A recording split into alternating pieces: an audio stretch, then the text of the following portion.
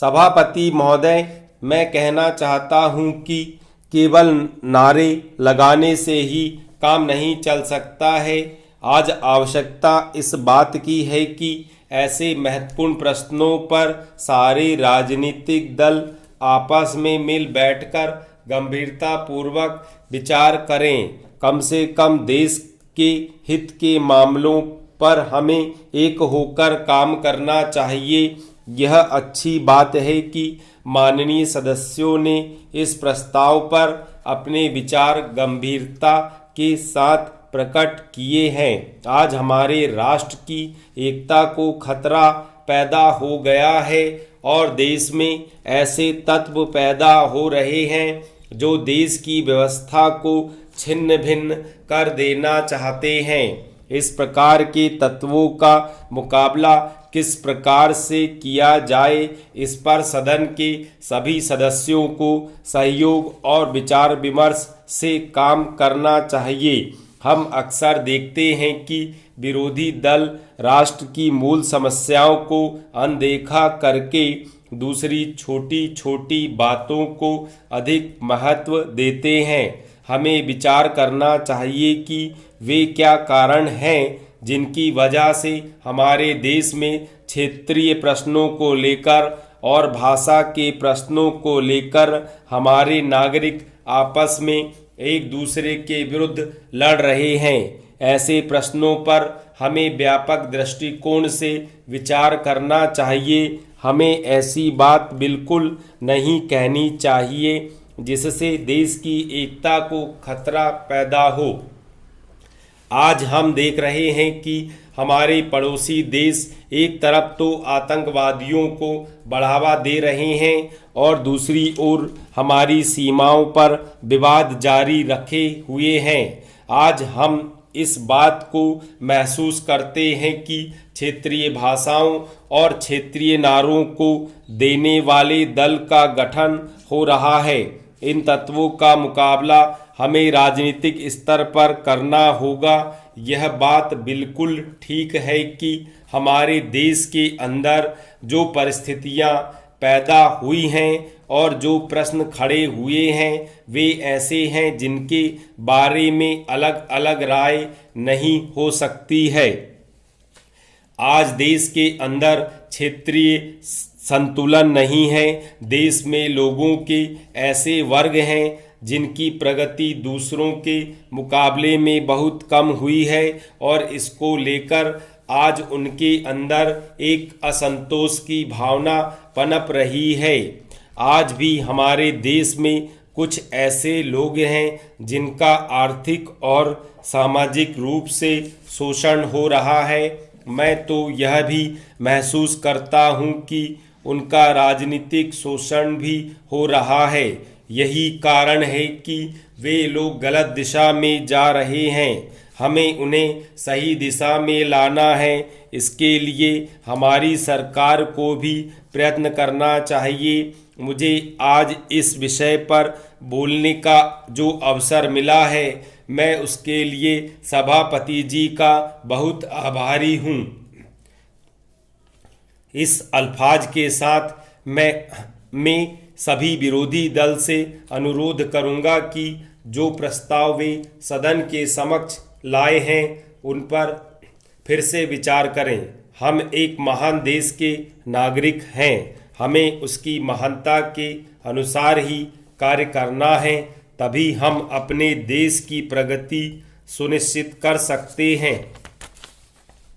सभापति महोदय, गत 30 साल से स्थिति में कोई विशेष सुधार नहीं हुआ है। स्थिति के हल के लिए हिंदी भाषा का विकास भी नहीं हुआ है। यह संशोधन केवल हिंदी भाषी क्षेत्रों पर लागू होता है। अन्य क्षेत्रों के बारे में सरकार ने क्या किया है? समय की मांग है कि न्याय पूरे देश में क्षेत्रीय भाषाओं में ही प्रदान किया जाए। इसलिए यदि सरकार सभी क्षेत्रीय भाषाओं में अनुवाद के लिए एक व्यापक संशोधन विधेयक लाती तो अच्छा होता, लेकिन दुर्भाग्य से ऐसा नहीं किया गया है।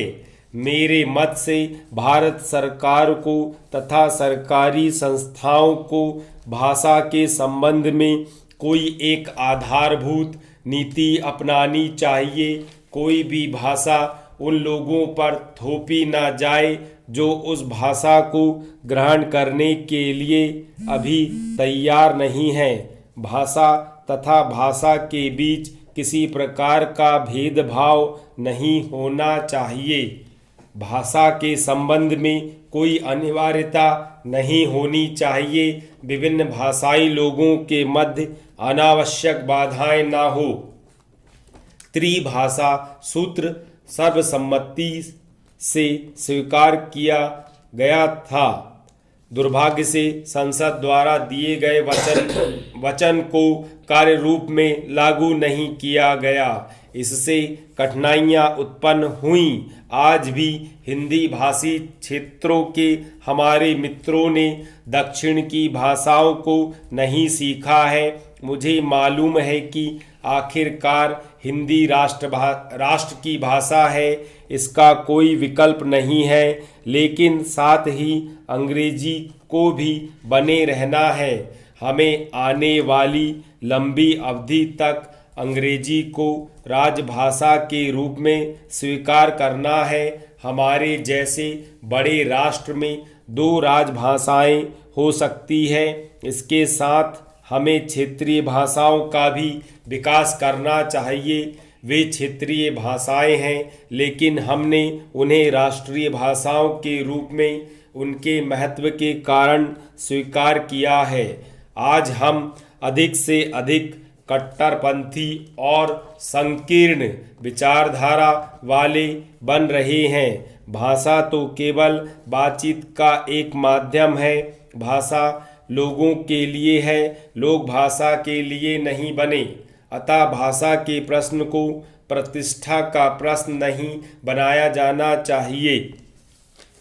मंत्री जी को यह घोषणा करनी चाहिए कि वह संविधान में 8वीं अनुसूची में सम्मिलित सभी भाषाओं में संविधान के अनुवाद का कार्य आरंभ करें। भारत के लोगों को अपनी भाषा में अपना संविधान बनाना चाहिए। जो संशोधन प्रस्तुत किए गए हैं उनसे स्पष्ट है कि संविधान के हिंदी अनुवाद को प्राधिकृत किए जाने का दक्षिण भारत में कोई विरोध नहीं करता है।